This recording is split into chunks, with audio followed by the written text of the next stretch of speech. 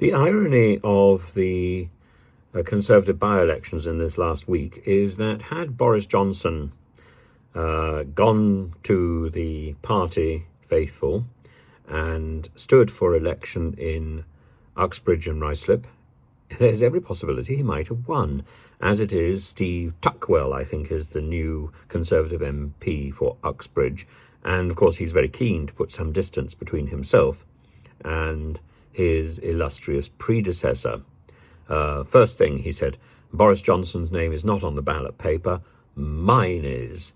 And the Privileges Committee, Boris Johnson, it could be said that Boris Johnson was a fool. It wouldn't be the first time people have said that.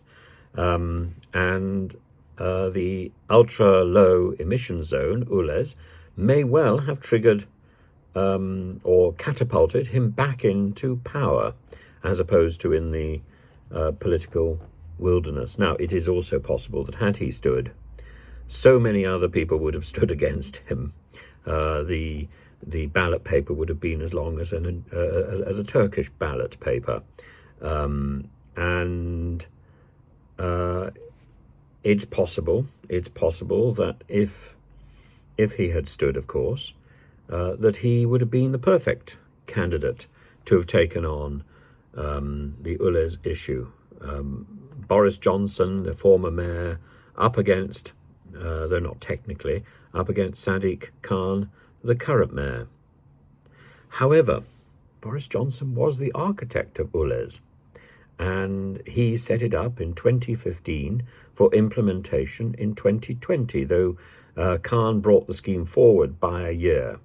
And Johnson could still have been charged with hypocrisy. I don't think there's any way, really, that Johnson could have wriggled out of this problem, but he might well have won by default.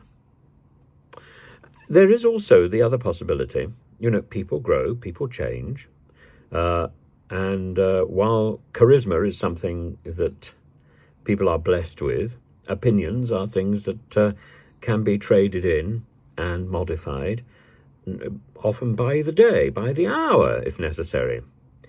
And certainly I change my views regularly. I think the mantra of John Maynard Keynes, though he probably never said it, when the facts change, I change my opinions. Why not?